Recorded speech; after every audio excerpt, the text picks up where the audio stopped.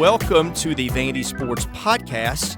I am your host, Chris Lee. Our guest today will be Seabass of WNWS in Jackson, Tennessee.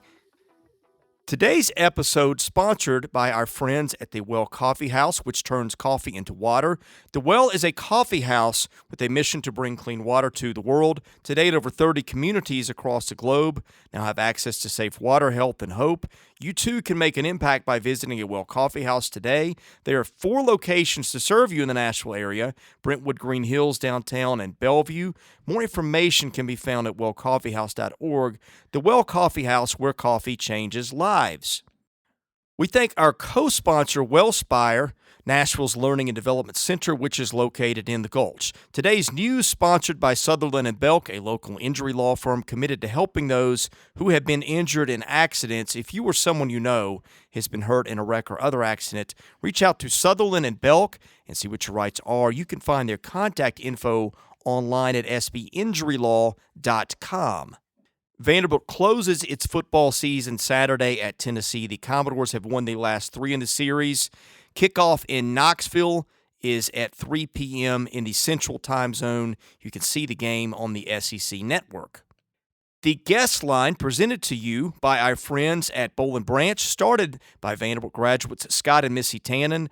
I have slept on Boll & Branch sheets for years. Currently have not slept on those in almost a week since I have been on vacation. I am very much missing them. Had no idea how comfortable they were until I slept on them. They are fair trade certified, meaning they are made under safe conditions by men and women, treated and paid fairly. Try them for a month. You can return them for free, but you won't want to. Once you get the sheets, try the mattress. That was voted the best mattress of 2018. Go to bollandbranch.com. That is spelled B-O-L-L, and enter the promo code VANDY to get $50 off your first set of sheets.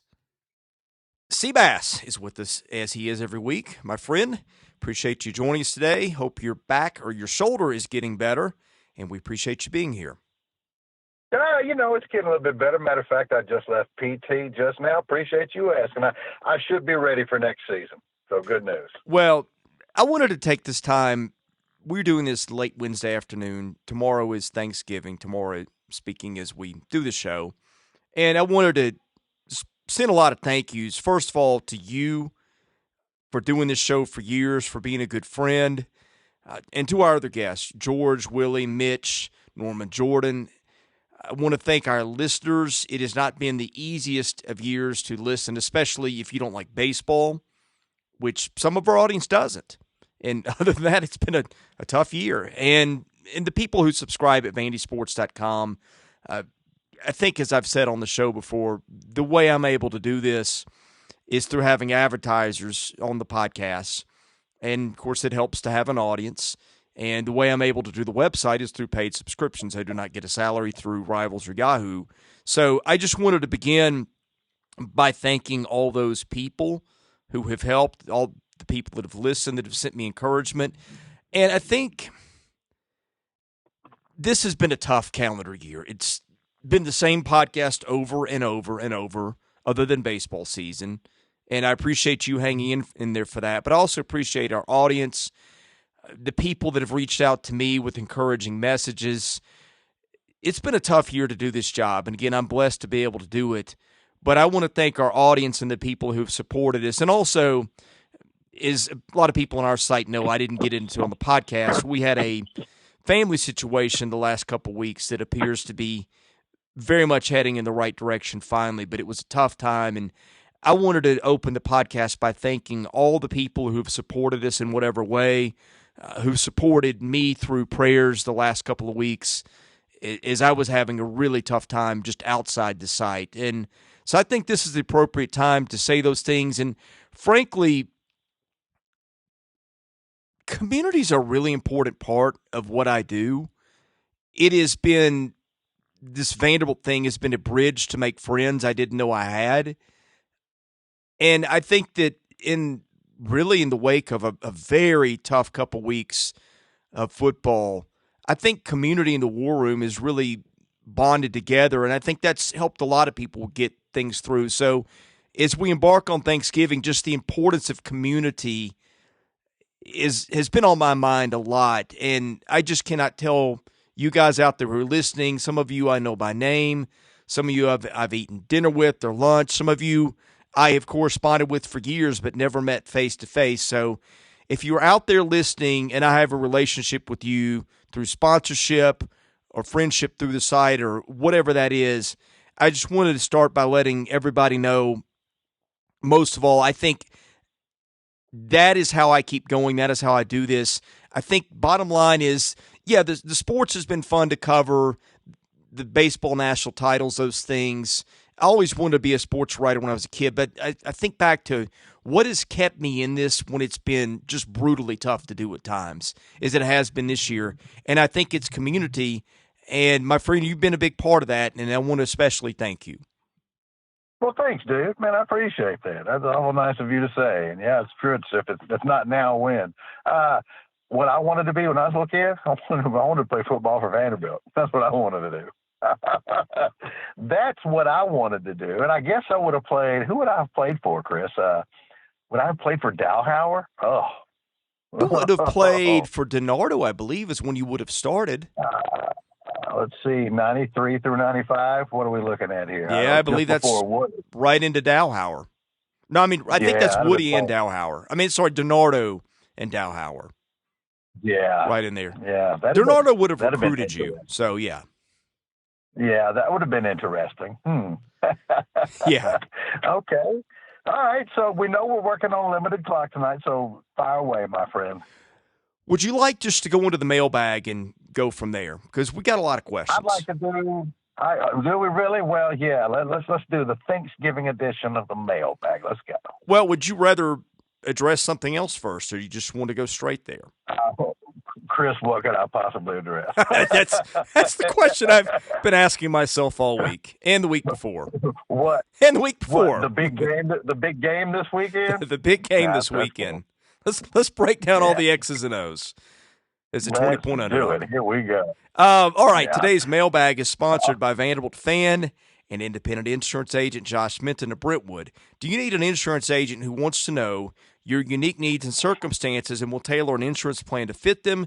Josh is your guy. Call him 615-933-1979. Email him at josh@hqinsurance.com. Follow him at facebook.com/JDMintonHQ. He's my agent. Give him a shot. Think you'll be pleased. Diehard VU fans, says Chris, feel free to use this for another time if you can't in today's podcast. But for all the talk about buyouts, upgrades, etc., if you were given a $500 million budget, how would you fix Vanderbilt athletics? What would you allocate money to? And what would you have done? So let's walk through this together. The thing that I've always said, the most important thing you can have in any sports is a good coach. I would make sure I have that fixed first. And all my coaches, make sure my good ones are taken care of as part of that. From that, I would do things that affect recruiting, locker rooms, player lounges, anything like that. And then I'd hit the stadiums with what's left. How about you? Yeah, I'm glad you said the very first thing that you said, because that's what I would do, because everything else I think would follow suit. Because if I'm given $500 million, then I've got carte blanche pretty much, right? There's not a lot of limitations here. I can do what I need to build it up. So yes, first thing I do easily would be to go out and whoever I pegged as I really thought was the real deal. Now, I'm not going after, Dabo or anybody like that. That's just not going to happen. But, I'll go out there and I'm going to offer somebody, probably a little bit more money than they should really be able to command at this point. But I know they're the goods, and I got a lot of faith in them, and then I throw a whole bunch of money their way. We get started there with the absolute understanding that when you take this job, believe me, it's going to cascade benefits for you with upgrades in all neck of the woods, starting with things like the locker room and player lounges and all this other stuff, as you said, and work our way back towards the stadium. I don't know about a full stadium if I got the money for that, or massive upgrades, depending on what kind of money I have left over. But I think your order was in absolute correct. It was perfect order. Yeah, if you have coaches and players, I think fans will support you in a dump to some degree. Hey, well, think about it like this. Now I know. We're only what are we in? 5 games now for the basketball team. Is that right? 5 games. We're 4-1, I think it is. 6. Okay, so we're 5-1. We're 5-1 right now. Now I recognize we hadn't really beaten anybody, and once the SEC play comes and SMU's of the world, some of these other tougher games, it's going to be tougher to win games, and we're going to have some long nights, and I accept that. But you know what? I'm excited. I'm excited because I can already see that even against these lesser opponents, that there's a blueprint in place of what kind of basketball program Jerry Stackhouse is going to run. And that, for me, makes it okay. So if I get my butt kicked by Florida by 36 one night, but I'm going down swinging, and I don't look completely hapless in every aspect of the game of basketball, and I'm starting to see these guys develop, that it's just a matter of he needs more time to get the type of players in that he needs on a consistent basis, or in more of a depth situation. I'm going to give him that type of time because I see something going forward. And it'd be the same thing for football. I'm willing to concede a few things here time-wise when I see a plan in place. I know when I know it's going to get actualized, but it's just going to take my patience, I'm okay with that. I can live with losing that way. For now, I can. I think those gimme wins have a little more value now than maybe most of us anticipated after seeing Kentucky lose to Evansville. And, of course, Stephen F. Austin upset Duke last night. Stephen F. Austin, I think, was 263 in KenPom. And I believe, if I read this correctly on CBS Sports, Duke had not lost to an unranked mid-major since 1983. That is unbelievable. Since when? 83. I was 11, Chris. Ronald Reagan was in his first term. My goodness. The Three Amigos was still 2 or 3 years away from coming out. Oh, man. That's E.T. funny. had not phoned home. Are you sure? I'm sure. Okay. 83, yeah. E.T. ain't phoned home yet. Yeah, and that's a great point. And I'll tell you something else. So maybe even though they didn't win the game, makes you feel a little bit better about the overtime effort against Richmond when you see them beat Wisconsin by double digits. Yeah, one bucket and they're undefeated right now. Right, that's what I'm saying. I know that's not going to last. I accept that, and that's all right.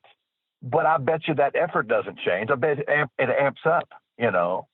And that is what I can live with that. The rest, it's the ineptitude that I can't handle. I think if I'm handing out grades right now, and this is way premature, this isn't even like your 6-week report card yet, but right now in my mind, he's probably getting an A-. He being Stackhouse. Yeah. Like to see recruiting get a little bit better. And David Sisk, by the way, had a recruiting update on our site last night or this morning that was, I would say, somewhat encouraging. I'm presuming you have read it by now. The recruiting update by David Sisk, you mean? Yes. Yes. Yeah, I read it. Now, of the 3 prospects that I saw, didn't say they were out of it on any of those. Didn't look like that was. I know I saw 1 or 2 posters say they think that we might land one of those guys. I didn't really see that, but it seemed a little bit more encouraging. I don't know that any of those 3 guys are going to be Commodores, and I'll be honest with you, the one that I would really, really like would be the sharpshooter out of Minnesota. If I had to make my decision on those 3 guys, he would be the one that I would want. I think they're probably a long shot, or probably not the favorite to sign any of those, but the message seemed a little bit better and more receptive. Well, and keep in mind, too, they've already got 2 quote-unquote recruits in redshirt transfers, the Quentin Malora-Brown kid from Rice and, of course, DJ Harvey from Notre Dame. So I do. I need to see the early impressions of some of these cats and when it comes to Coach Stackhouse, what their impressions of him are as a coach and as a recruiter as well. Because I like the toughness and the approach of the coaching, but how he is as a recruiter yet is still yet to be seen. Yeah, that is far and away my biggest concern, and it really has been all along. So we'll see how that plays out. But I know we need to move along if we are going to get through this. Woody VU 66 asks a football question, says, Vanderbilt is going to go 1-7 in the SEC this year and more than likely 0-8 next, with an average home SEC attendance of probably 15 to 20,000 next year, with 75% of those people being opposing fans. Are we still going to be stuck with Derek Mason in 2021? I mean, that depends on what you believe. Was it you that asked the question, Chris? I think it might have been you in one of your columns that said, "Does Malcolm Turner believe what he said when he made the statements that he made last week, announcing that Coach Mason was their coach going forward, and some of the other things he said?" I thought you kind of hit home on the question when you said, "Did he believe what he said?" I don't know. I have no idea in regards to that, if what the total situation is behind the closed doors in regards to what Malcolm Turner does or doesn't believe about what he said. But yeah, let me interrupt you here just to move us along, because there's several different paths that this could go. And keep in mind, like I've talked to people that were around Malcolm Turner the week that he got rid of Bryce Drew and had no clue that was coming. So that's a guy who keeps his cards close to the vest. There's several paths this could go. One is that it is exactly what it is. That they think that exactly what it is publicly, that they think he's been hampered by facilities, yada, yada, yada. He hasn't had a fair shake. Now, I don't believe that, but who knows? Let's throw that one out there, okay? Another one is that they're just stuck with him for the time being, which I think is where they are. And that goes different directions, that they just accept it and move on. Another path within there would be, and you see AD starting to do this, and again, I'm not espousing to know the truth on any of this. I'm just throwing out theories that have been discussed with other people, and we'll see where the truth winds up landing. One would be, a lot of times when you cannot get rid of a coach contractually, or it is too expensive to do that, the AD starts making your coaching decisions for you about who you can hire and fire, and that would be one way to make life not very easy on a coach if you wanted to run him off. I think they will have coaching turnover, significant coaching turnover. How much of a hand Malcolm Turner has in that, I don't know. So that could be part of it, and Mason could just be stuck with what he's stuck with next week.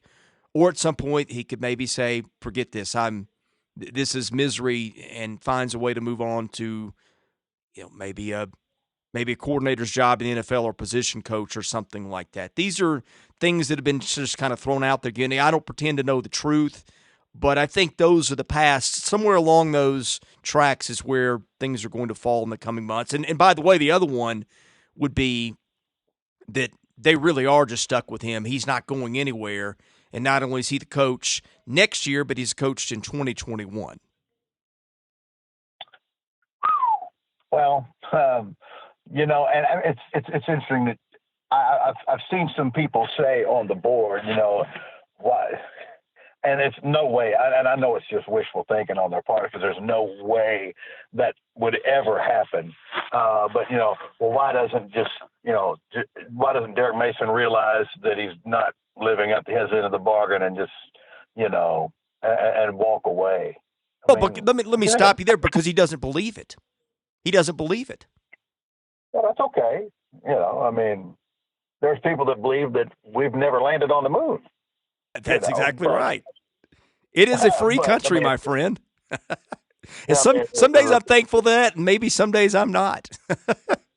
I suppose you could say that's up for debate. Not the moon part, the Vanderbilt football part. I don't really see how it is, but okay, I'll live with that. But he's not going anywhere on his own volition, just saying, look, I've not done the job. Let me, scurry away and go find a coordinator job. That ain't happening. There is zero chance of that happening. So, kind of get that out your minds. The coach in 2021, see, that's why I had Bill King on my show the other day, and that's why when I've heard other people say, well, he'll have to be gone next year. Why? Why does he have to be gone next year? when you know the personnel, at least across the board, on paper is not as good as it is now. And this team's either going to be a 3 or 4 win team. I think we know which one it is, but it hasn't been played yet. So I don't know why you would hold next season against Coach Mason if you won't hold this season against him. Yeah. In regards to letting him go. I mean, you already know. Look, there's no need for Phil Steele to do any research. Put Vanderbilt 7th in the East, which they probably would have done anyway. But I mean, that is what it is. So when they go 1-11, 2-10 next year, I mean, I wouldn't be for firing him if you're not going to do it now. Well, and by that logic, it'll still be the fault of facilities and support. So, well, what would have changed? But what will have changed from then till now? Well, you and I know the answer. Nothing. Okay, so I mean, if you weren't going to fire him now, why bother to fire him next year? You might as well let him run. If you're going to keep him now, you might as well let him run the string out. Yeah, because that's what we're doing. Yeah. And he knows it, and we all know it, but we have to pretend like that's not the case. VUNGA says, any recommendations on how to survive the season next year? Well, I'm not much of a drinker, so I can't really encourage all that. Man. May I interrupt you here? You didn't watch, if I understood your text correctly, you didn't watch it all Saturday. And I think that may be a first for you. This was the first game that I missed, the first Vanderbilt football game that I missed in years and years and years and years. I couldn't tell you the last time that I did not see the game. I was on the road. I could have made concessions on my phone somehow to watch it, but just didn't, Chris. Just didn't.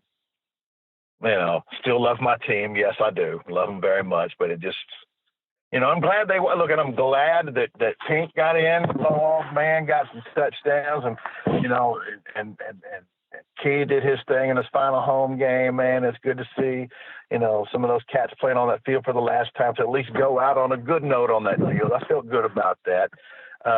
But yeah, no, I did not see that game. Now I will, and again, I can't even believe that, Chris. I can't believe that. I didn't think that was even possible, that unless some kind of health situation dictated that I would ever miss a game. And I did. I didn't like it. I kind of wish I had. I'd like to see the boys, but that's the first one that I haven't watched in a long, long time. You know, and I don't want that to be a habit. I don't. You know, I really don't. I love this program just like you all do. But it's been, as Chris said off the top, it has been beyond difficult for this fan base. And a fan base who knows lean times. We know a thing or three about lean times when it comes to our football program, but this has been about as lean as it gets. And I'm hopeful that something greater lies on the other side. You know, I hear about it, but I need to see it before I'm going to truly believe it. Dorking says, after Vanderbilt announces the facilities upgrades in the fall of 2020, do you think Turner will choose Dabo or Saban?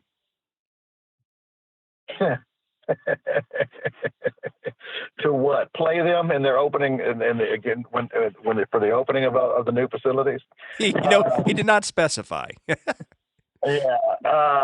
Let's see if I got to choose between those two. I'll take Dabo. I would too, Age. But here's something to watch too. You know, they kicked the can down with Kevin for a couple weeks so that Pitt could buy them out. If there's some kind of weird scenario where, say, Mason decides in the winter he's leaving, yeah, I think I know multiple people that know Will Healy. People think he is very gettable for them. Man, so I think that they could survive doing this in the winter is not ideal, but all it takes is one guy to take a job, and he's a guy who loves Vanderbilt, who has Vanderbilt family members who played football at Vanderbilt. I think this is the job that ultimately he wants. Now, maybe he is been too successful or is in the process of becoming too successful. He can aim higher, but that's a guy that I think loves Vanderbilt, has wanted to be the coach here. So, again, that is just something I've kind of got in the back of my mind in case this goes the Stallings path while they're waiting for somebody to maybe take Derek off their hands. And again, I'm not claiming that as fact. I don't know. I'm just throwing that out as a scenario because you can never predict where things are headed, but you can kind of try to be prepared for the scenarios in your mind. And that is one that keeps popping up in my head. The other one would be Jeff Fisher. I think that the Jeff Fisher interest is very real despite what has been denied publicly by his agent. Man, come on, man. I'll take Derek Mason. So, two things here. First of all, Will Healy. Where have I heard that name before, Chris? You might know a little bit about him from your alma mater, perhaps. What if I've been talking about that dude for 3 years now? Exactly. You know, I would be super excited, to quote the young people. I'd be super excited to see that happen. You know, it's funny. I mentioned that I had Bill King on the show last week, and I asked him about Will Healy, and he liked Will Healy a lot. But he said something interesting that I didn't agree with, but I thought it was an interesting take that he felt that Will Healy needed to still come back and be if I remember, I'm paraphrasing, something like being a coordinator at a big Power 5 school and having success, and then becoming a Power 5 head coach like that. I don't think that I agree with that. No, I don't think that I do either. I don't think I agree with that.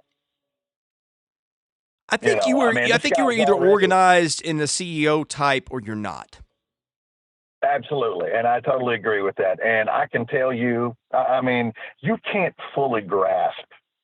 I mean, I know about miserable football, you know, and you can't fully grasp the job. Now, look, don't get me wrong, and I think it's, 654 on our board, I think his name, something like that, who also plays there.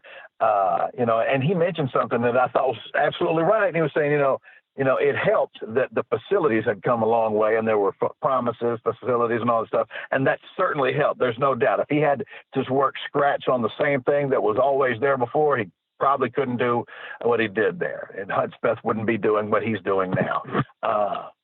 You know what? But he did get them, and he took them to heights that they hadn't been to. And when I tell you that's the bottom of the barrel, that's the bottom of the barrel, Jack. And he didn't want to hear that.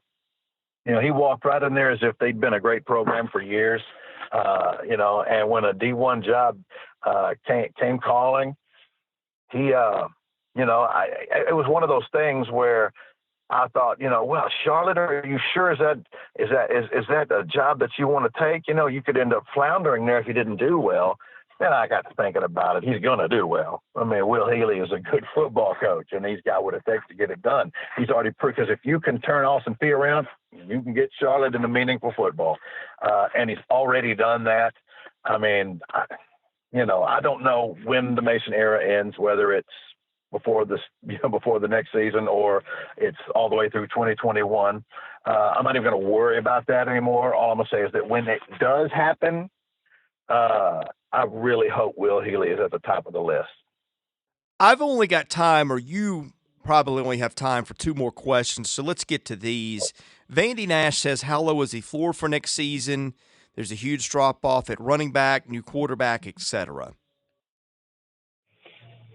Well, you know, I mean, how far can you drop? We're a 3-win team.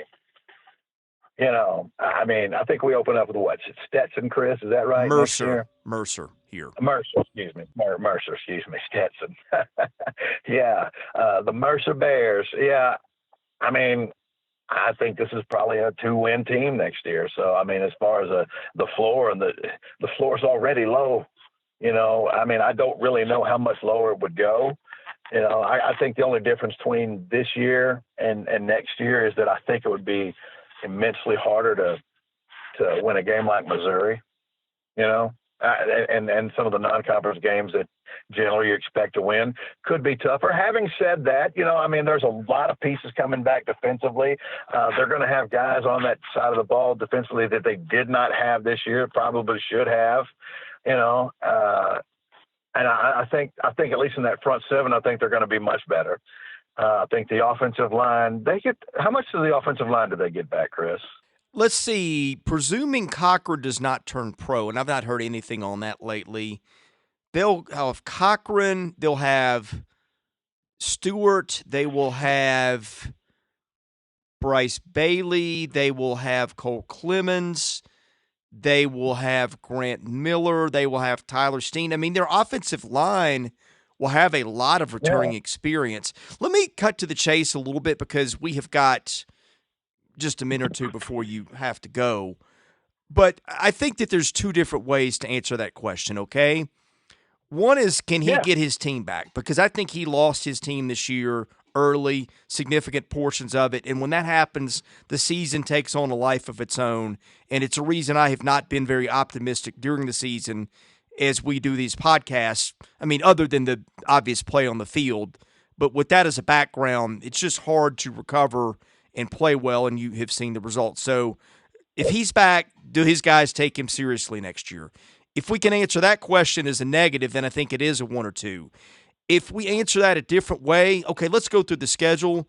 I don't know that they'll beat anybody in the SEC. Out of conference, they'll beat Mercer. They go to Kansas State. They won't win that one. They have Colorado State here, and then they have Louisiana Tech here. So they might win 3. And who knows, maybe they sneak up on an Ole Miss or somebody like that. I mean, if they play for him next year, you have an offensive line returning, quarterback play can't get worse. I still think they have some talent on offensive line and at offensive skill positions. Now, it's not like what they have now. And on defense, they return just about everybody. So is there a path to improvement? Yeah, there is. But they've got to be much better coached than they were this year. No doubt about it. And I really don't know what the coaching staff's going to look like next year. I'm not talking about Mason. I fully expect that he's the coach. But coordinators and assistants, I don't know who stays and I don't know who goes. I don't know if schemes change predicated on personnel. I tell you one thing. I think you're going to see at least, and especially if Ken Seals is the starting quarterback next year, and it's no pressure on him here, but I think he has a skill set that lends itself to some RPO type of play calling if they're willing to do so. Yeah, where have I heard that before? Well, but it's true. I know, but it is the truth. That is true. Yeah. Yeah, well, there was a thought here.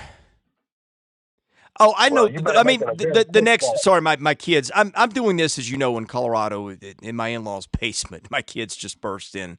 I got a little distracted. If you're hearing noise, that's what's happening here. Yeah, it's Bella David.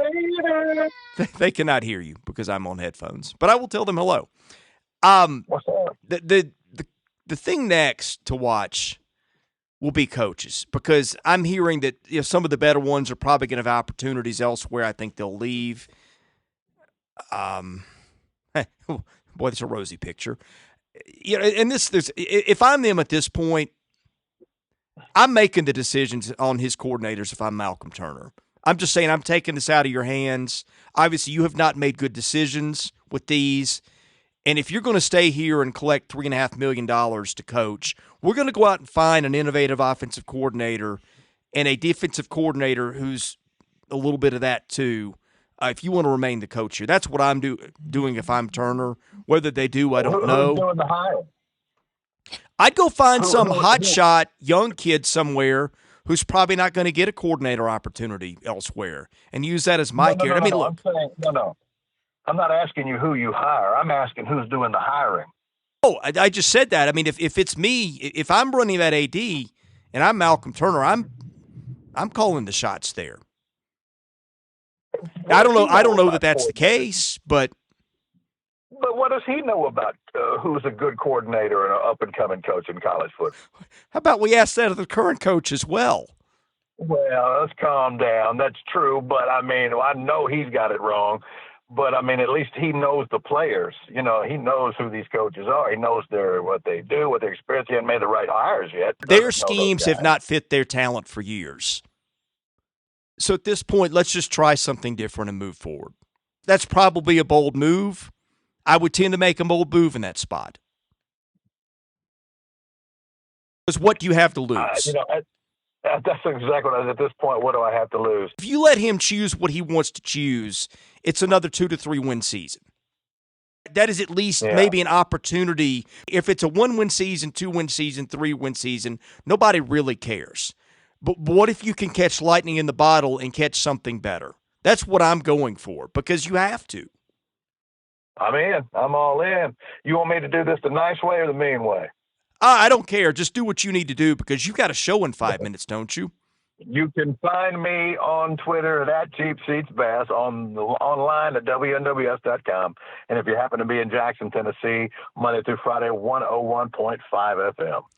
He is Seabass. I'm Chris Lee, the host of the VandySports podcast. Hope everyone has a happy Thanksgiving. We'll see you next week.